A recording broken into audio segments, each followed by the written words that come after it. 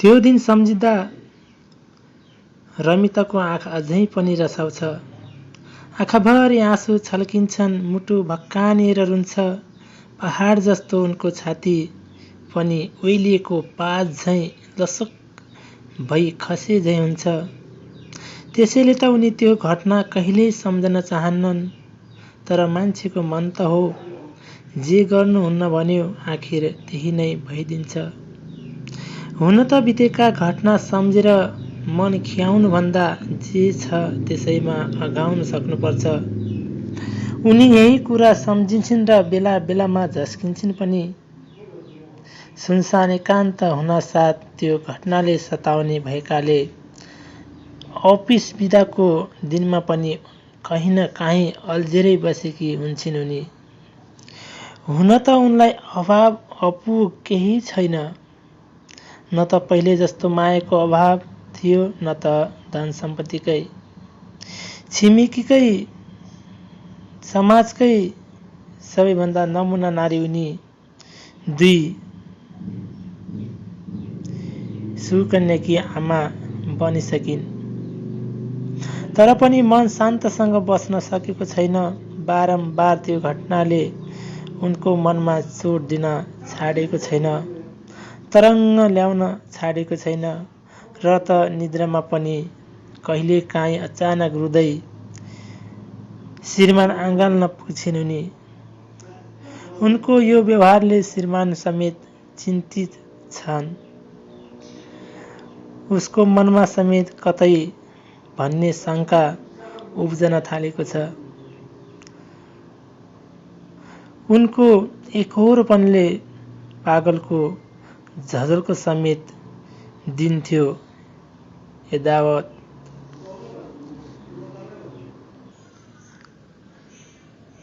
अचानकको पीर खुकुरेलाई कहाँ थाहा हुन्छ र। हुन त दुःख बाँड्न आधा हुन्छ, सुख बाँड्दा दोब्बर हुन्छ भनिन्छ। तर यसो भन्दैमा आफ्नो दुःख चारैतिर फुकेर हिँड्न पनि त भएनन्। यस्तै लाग्छ उनको मनमा। त्यसैले कहिलेकाहीँ सम्झिँदा भक्कानिएर रुन्छिन् र त्यो घटनालाई आफ्नो मानसपलमाबाट सदा सदाका लागि हटाउन चाहन्छन् उनी। तर जीवनको मोडै परिवर्तन गर्ने त्यो घटना कहाँ त्यत्तिकै चाँडै बिर्सिन सकिन्छ र। माघ महिनाको अन्ततिर श्री स्वस्तानी व्रत कथा समाप्त भएको दिन थियो। उनी आफ्नो घरबाट प्रसाद लिएर माइती गएकी थिइन् र एउटी चेलीका लागि माइतीभन्दा प्यारो अरू के नै हुन सक्छ र। बुवा आमा र दाजुभाइसँग सुख दुःख साटासाट गर्दा गर्दै बेलुकी अलि ढिलो भइसकेको थियो उनी। उनी घर फर्किँदा माइतीबाट जम्मा 15 मिनेट दूरीमा रहेको आफ्नो घर जाँदा कुम्भकर्ण निद्राको बहानामा डुबुल्की मारिरहेको परिवारमा कसैले पनि ढोका खोल्ने आउने चेष्टा गरेनन्। निद्रा लागेको मान्छेलाई उठाउन सकिन्छ, तर निद्रा लागेको बहाना गर्नेलाई कदापि सकिँदैन। धेरै बेरको ढोका ढकढकाएपछि रिसले चुर भई उनकै श्रीमान ढोका खोल्न झुक्किए। ड्याङडुङ गर्दै ह्याउँ खोल्यो ढोका। ढोका खुल्नासाथ उसको कपाल यसै लुछिए त्यहाँ उनको श्रीमान नभएर कुनै राक्षसको सवार जस्तै भान हुन्थ्यो। माइतीबाट लगेको केही कोसेली पनि छताछुल्ल पोखिए। सँगसँगै त्यसलाई गिज्याउँदै आँखाबाट धरीधरी आँसु पोखिए पनि ऊ माथिको श्रीमानको लात्ती र मुड्की निरन्तर चलिरहेको थियो। माइतीबाट आएको थाहा हुँदाहुँदै ढिलो घर आएको बहानामा भयभरका रिस पोख्दै भकुरे उनलाई। भर्खरै लड्के जवान श्रीमानको अगाडि प्रतिकार गर्ने कुनै आँट आएन उसलाई। त्यसमाथि श्रीमान जस्तो मान्छेलाई हात हाल्न सक्ने तागत थिएन उसको, र त निरन्तरको प्रहार पनि कोमल छाती र गलाले ठेलिरहिन् पटक पटक। प्रतिकारको नाममा हात जोड्दै मरे वा मरे सिवाय केही भन्न सकिनन् उनले। त्यो पनि अरूले सुन्ला कि भन्ने डरले। बिहे भएको 2 वर्ष मात्रै पुगेको थियो उनीहरूको, तर बिना उपचार बच्चा नभएको न्यु पारेर अनेक यातना शिकार बन्दै आएकी थिइन् उनी।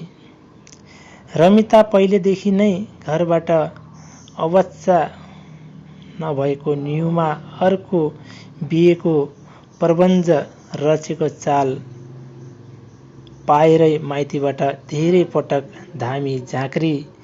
त्यो दिन पनि त्यही न्युको पुतली भइन् उनी।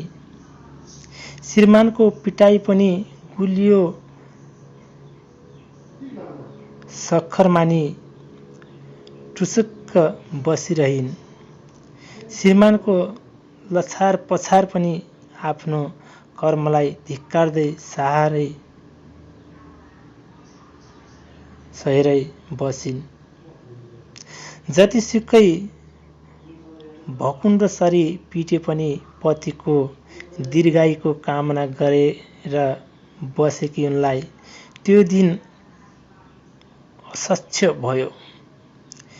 भुइँतलादेखि माथिल्लो तलासम्म घिसार्दै बन्द कोठामा लगेर पिट्दा समेत सासु ससुराले, जहान परिवारले सबै चुपचाप बसे।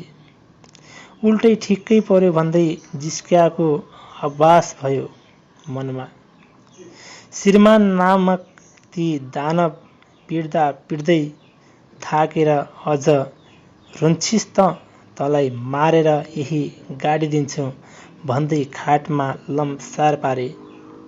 श्रीमतीलाई पिटेको मिठो मान्दै सुतेको ऊ भुसुक्कै निदाएर एकैछिनमा साउनुको सीमा पनि नागिसकेको थियो रमिताको। त्यसैले यस्ता अत्याचार सहेर दिनहुँ कुटिनुभन्दा मर्न बेस भन्दै पछ्यौरीले मुख छोपी छामछुम गर्दै बिस्तारै ढोका खोलेर मृत्यु पक्षतर्फ लागिन्। कि आत्महत्या आफैलाई पक्षतर गर्दै माइतीकै बाटो लागिन् उनी। उनको बुवाआमा पनि भर्खरै ओछ्यान पल्टेको मात्रै थियो। एक्कासी छोरीले ढोका ढकट्याउँदै बोलाएको सुन्दा मनमा चिसो पस्यो। किन छोरी फर्क्यो भन्दै यस्तै सोच्दै ढोका खोल्न रमिताको बुवा रुँदा रुँदै घोक्रो बनेको स्वर र रुवाई मिश्रित रमिताको बोलीले उनको बुवाको मन थामिएन। भर्खरै घरसम्म पुर्याएर फर्केको उसले छोरीलाई यसरी कुट्ला भनेर सोचेको सम्म पनि थिएन। बुवा म कहाँ जाउँ, मरौँ कि बाँचौँ? छोरीको मुखबाट एक्कासी निस्केको यो आक्रोशले रिस पनि उठ्यो उसलाई। तर पनि सम्हालेर दुवैजना माथि कोठामा गए। पाले पुण्य मारे पाप लाग्ला भनेर भित्र्याएका श्रीमानले यस्तो नलायक व्यवहार गरेपछि कसको आँखाबाट आँसु झर्दैन र? यो अन्धविश्वास नेपाली समाजमा भई बहिनीहरू सुतिसकेका थिए। आमा बुवा छोरा तिनैजना निद्रादेवीबाट टाढै रहिन्। बिहेको लागि जेठी श्रीमती भगाउने बहाना थियो त्यो पिटाइ। त्यो कुरा रमितालाई पनि थाहा नभएको होइन, तर उनी समाजको सच्चा इमान्दार इज्जतवाली नारी थिइन्। बरु आफू कष्ट सहने, अरूलाई दुःख नदिने उनको बानीले गर्दा गाउँमा राम्रो चेलीको रूपमा मानिन्थ्यो। उनलाई तर विडम्बना, त्यो परिवारका लागि उनी शत्रु भइन्। झन्न उनको माइती नजिक थियो र पहिलो रोजाइ बन्यो माइती घर। अन्यथा उनको रोजाइ नजिकको भिडीपाखा दहवा जङ्गलको कुनै बलियो रुख हुने थियो सायद। समय धर्किसकेको थिएन। घडीको सुईले भर्खरै रातको 11 देखाउँदै थियो। भोलिपल्टै सबेरै आफ्नो नातिदार र गाउँले सहित गएर यथार्थ कुरा बुझ्न खोजे, तर मूर्खको औषधि हुँदैन भन्छन् सासु ससुरा र नातिदार देख्न साथ हात जोडेर निहुरुनु पर्ने ज्वाइँ पाखुरा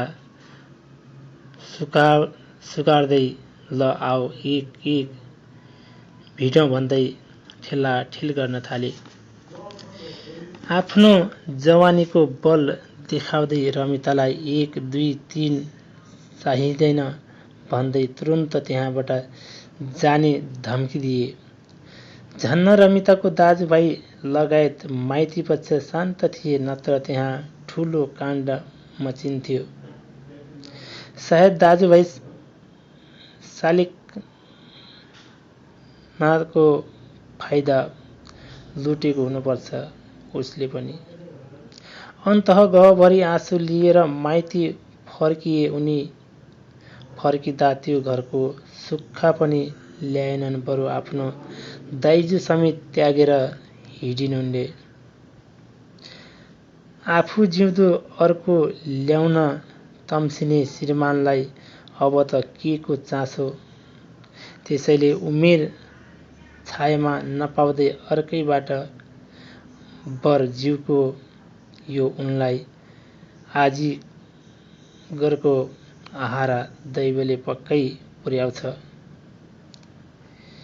रमिताले यस्तो वर पाइन् जो रमिताको आँखामा अटुट गाजल सरी बसिरहनेछ। पहिलेको श्रीमानको नकारात्मक व्यवहार र अहिलेको मायालु व्यवहार दाझेरै आँखा रसाउँछन् उनको। अचेल पाप धुरीबाट कराउँछ। पक्कै पनि आफूलाई सारा समाजका अगाडि घृणता पात्रको रूपमा उभ्याएर आफू चोखो बनेको भुपु श्रीमान अहिले दिनरात घुरेर रोइरहेको खबर सुन्दा रमितालाई हाँसो होइन दुःखै लाग्छ। किनकि उनी अरूको प्रगति चाहन्छन्, सुख चाहन्छन्। जस्तो सुकै शत्रु पनि वेदना सुन्न चाहन्छन्। हुन पनि उनीहरूको सम्बन्ध टुटेको, भित्रिन लागेको नयाँ दुलही नामक दानवको जेठीलाई त्याग्नु भन्ने बोलीकै कारण हो। श्रीमानको भिनाजु नामक दानवले त्यो श्रीमती राख्ने भए म ससुरालीमै आउँदिन भन्ने अर्को बोलीले सधायो रमितासँगको सम्बन्ध टुटाउन। अन्यथा उनीहरू एक अर्कामा निकै माया गर्थे र कान्छीको गुलियो आशामा भुलिँदा जेठीको माया पनि घिन लाग्दो थियो। रमिताको भुपु श्रीमानलाई त्यतिखेर, तर आज एउटा छोराको बाउ बनिसकेको ऊ निधारमा हात राख्दै अनि रमिताको प्रशंसा गरिरहेछन्।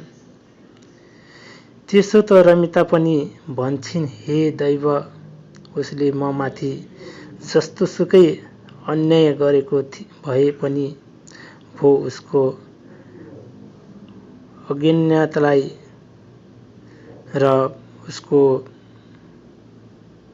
नबुझेको कुरा र उसले नजानेको र सिकाएको हो भरमा, अरूले भनेकै भरमा उल्लेख गरे तापनि यो कारण भयो पर्दा पछाडिका राक्षसी पात्रले गर्दा हो। त्यसैले हे भगवान, उसलाई त्यो नुनिलो समुद्रबाट पार लगाइदेऊ, बैगुनीलाई गुणले पुकारिदेऊ भन्दै यही नै भन्न चाहन्छु।